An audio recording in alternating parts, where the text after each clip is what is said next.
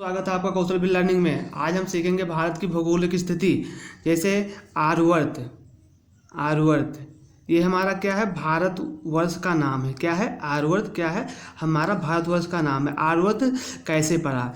भारत का आर्यवर्त नाम इसलिए पड़ा क्योंकि भारत में आर्यों के बसने के कारण, किसके?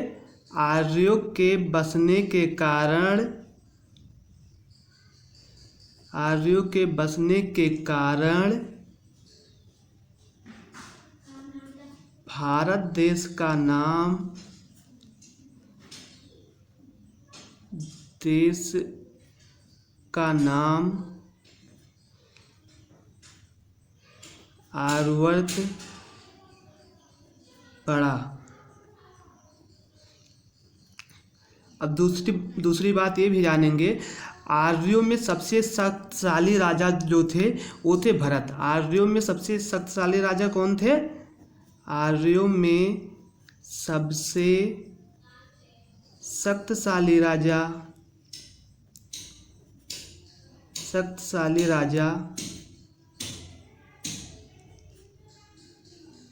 भरत थे, जिनके नाम पर भारत नाम रखा गया।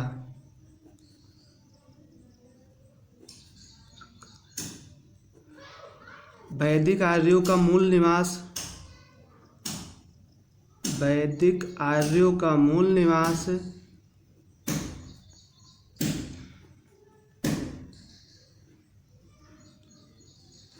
सिंध घाटी में था।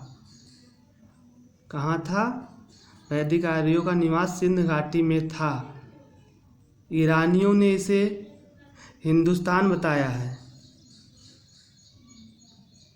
ईरानियों ने भारत देश का नाम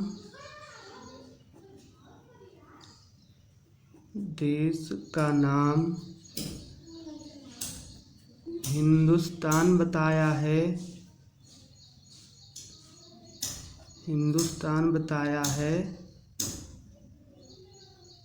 क्या बताया है? हिंदुस्तान बताया है। और सिंध घाटी को और सिंध नदी को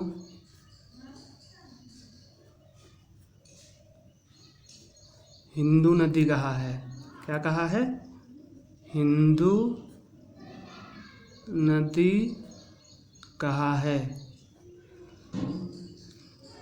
यूनानियों ने इसे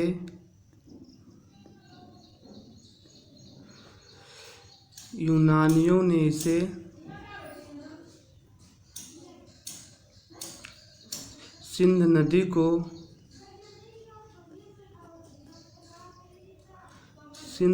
को इंडस नदी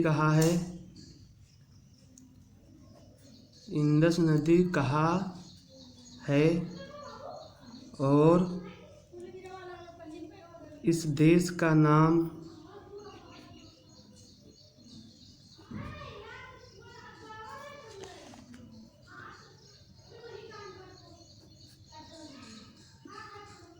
इंडिया बताया है। क्या बताया है?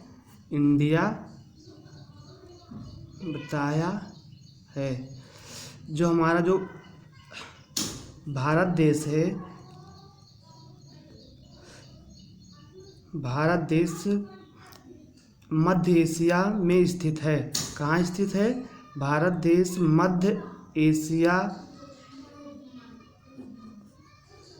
मध्य एशिया में स्थित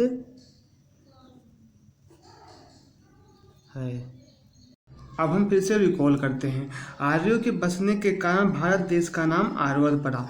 आर्यों में जो सबसे शक्तिशाली राजा थे वो भरत थे, इसलिए भारत देश का नाम भारत पड़ा। वैदिक आर्यों का जो निवास था वो सिंध नदी में था। ईरानियों ने भारत देश का नाम हिंदुस्तान बताया है और सिंध नदी को हिंदू नदी कहा है। यूनानियों ने इसे सिंध नदी को इंडस नदी कहा है और इस देश का नाम इंडिया बताया है। भारत देश मध्य एशिया में स्थित है। भारत विविधताओं का देश है। आइए हम जानेंगे भारत की चतुष्फलकीय अवस्थिति क्या है। चतुष्फलकीय अवस्थिति में हम जानेंगे जो उत्तर में क्या है, हिमालय है, मध्य भाग में क्या है, द्रोणियाँ हैं, नदियाँ हैं, ठीक है। और हमारा उत्तर पश्चिम में क्या है, रेतीले मरुस्थल हैं। और हमारा उत्तर से लेके पूर्व दक्षिण तक क्या है, वनाच्छादित पहाड़ियाँ हैं।